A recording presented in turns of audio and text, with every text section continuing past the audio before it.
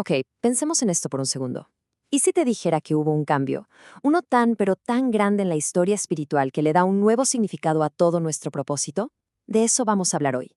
De un sacerdocio que lo cambió absolutamente todo. Y de cómo eso nos lleva a un nivel de madurez que, honestamente, quizá ni sabíamos que existía. Y bueno, para empezar, hay que hacernos una pregunta y hay que ser sinceros, ¿eh? ¿De qué nos estamos alimentando espiritualmente? O sea, ¿seguimos con la leche, con lo más básico, o de verdad ya estamos listos para el alimento sólido, para eso que de verdad nos nutre y nos hace crecer? Para entender bien lo nuevo, primero hay que ver lo viejo, ¿no? Y no como algo malo, para nada, sino más bien como una sombra.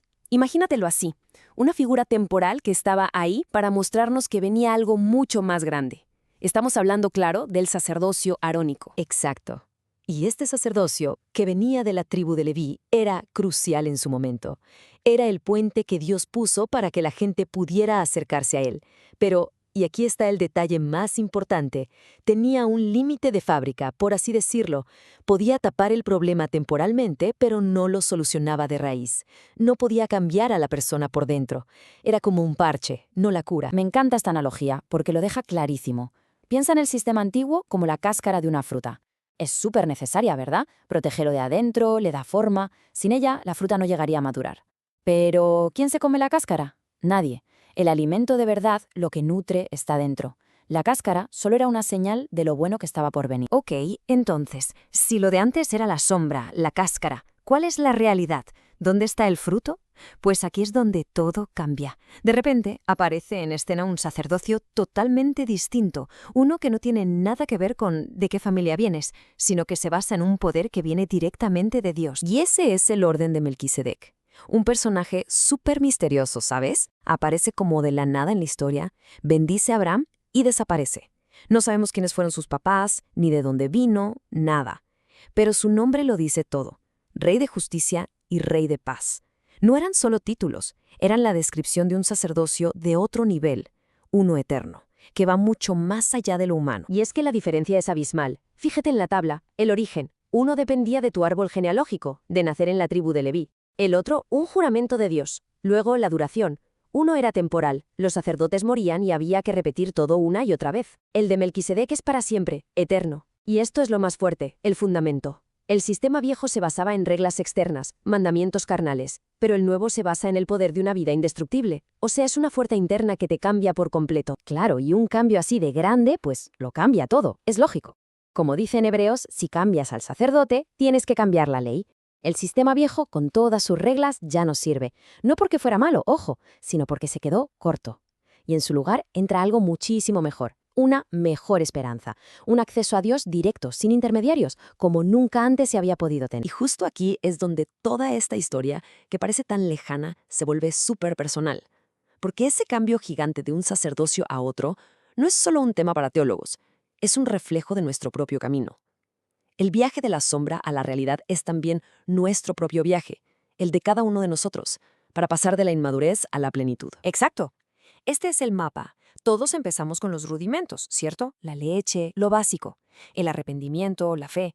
Pero la idea no es quedarnos ahí. El llamado es avanzar hacia la perfección, que no es ser perfecto, sino madurar. Ese es el alimento sólido. ¿Y qué pasa cuando comes de ese alimento? Que tus sentidos espirituales se agudizan. Por el puro uso, empiezas a distinguir, casi sin pensar, lo que está bien de lo que está mal. Pero aquí viene el jalón de orejas, ¿no? Es súper directo. El autor de Hebreos básicamente les dice, oigan, con todo el tiempo que llevan en esto, ya deberían ser maestros. Y en vez de eso, tengo que volver a explicarles el kinder. Es una advertencia muy fuerte sobre lo peligroso que es acomodarnos y no querer crecer. Entonces, la gran pregunta es, ¿y todo esto para qué? ¿Cuál es el punto de este nuevo sacerdocio, de crecer y madurar? Y la respuesta es increíble, porque va mucho más allá de salvarnos y ya. Se trata de nuestro rol, de nuestra función aquí ahora. Con esta nueva identidad recibimos una misión que lo cambia todo. Somos llamados a ser reyes y sacerdotes. Así es, piensa que es como tu nueva descripción de puesto. Si Melquisedec era rey y sacerdote, nosotros, bajo su orden, también somos reyes y sacerdotes. Fíjate en esa combinación. Sacerdotes es la parte de adoración, de conectar con Dios. Pero reyes habla de autoridad, de gobierno, de responsabilidad. Y la meta es clara: reinar aquí, en la tierra.